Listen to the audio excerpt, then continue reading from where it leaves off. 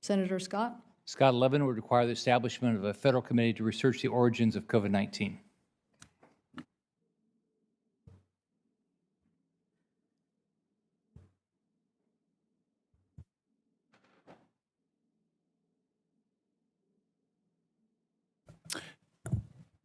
Madam Chair, Senator Young? could I just inquire of my good friend from Florida whether this federal committee to research the origins of COVID-19, if I have the amendment right, would be the Tech Directorate, or if this would establish some sort of distinct federal committee and use authorized funds from the Endless Frontier Act to fund said committee? So it creates a committee of HHS, NIH, CDC, DOD, DHS, USDA, DNI, and Department of State to study the origins of COVID-19. And it's going to give grant awards to such ends, report to the President and Congress on the findings. Okay, so thank you.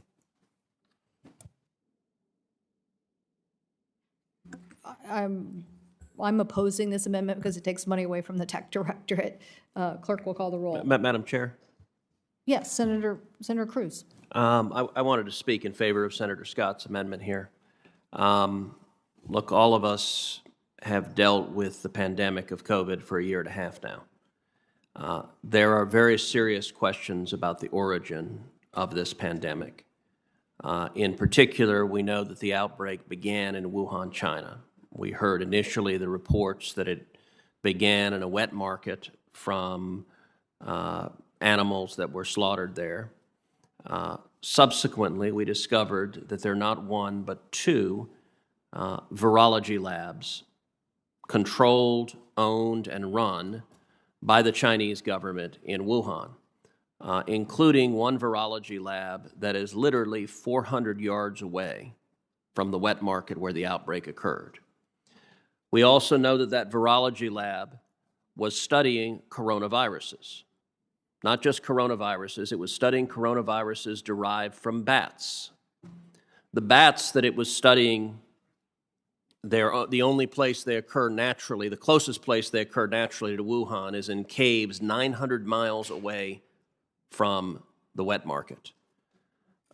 We also know that the State Department had two separate internal wires prior to the outbreak of the pandemic, raising serious concerns about the security protocols of that Wuhan Institute of Virology lab, and in particular that they did not adequately protect against the accidental escape of a dangerous pathogen.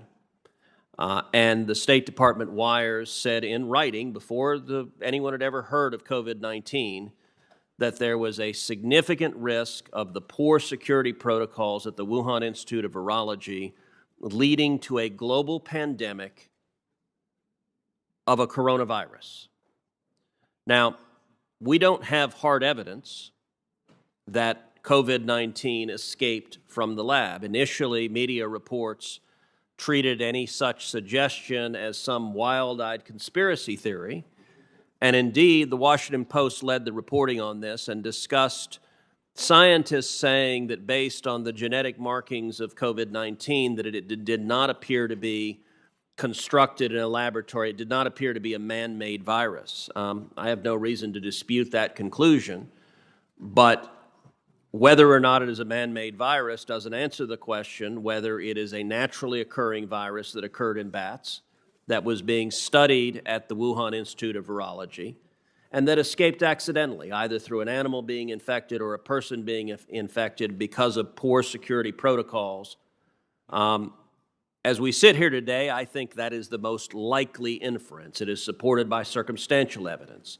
We should not be satisfied, given that millions have died based on COVID-19, with having only circumstantial evidence. We also know that the Chinese government actively and aggressively suppressed information about COVID-19 when heroic Chinese whistleblowers, when doctors and journalists spoke out against COVID-19 in December 2 years ago. They were arrested, they were disappeared, they were silenced. And on any level, the Chinese Communist government bears very significant culpability for allowing this to spread beyond a regional outbreak into a global pandemic. And it seems to me what Senator Scott has proposed is a serious government inquiry into what occurred. That should be an examination in particular of the records of those Wuhan labs that the Chinese government doesn't want to give. They want no scrutiny whatsoever, and they insist that no one can ask those questions. I would encourage a strong bipartisan vote. I think the American people very much want to know the origin of COVID-19, the degree to which the Chinese government bears responsibility for, in all likelihood, inadvertently allowing it to escape. And in terms of the funds, Madam Chairman, I understand that the objection that it takes some of the funds at issue, but this bill is a $100 billion bill. The amount of funds required to have a commission to produce a report on the origins of COVID-19 are not even a rounding error. I mean, it is a tiny drop in the bucket, and given the degree of public importance of this question, I would encourage members of the committee to support this amendment. Madam Chair. Senator Wicker. Madam Chair, I would agree with Senator Cruz, and I would hope the chair would rethink her initial reaction to this. I think the American people will appreciate the adoption of this Scott amendment. As Senator Cruz says, the questions are out there. This is at the forefront of what we're inquiring about daily on the news, and it can't be that expensive to do this. We might refine it between now and the time it gets signed by the President of the United States. But let's make a step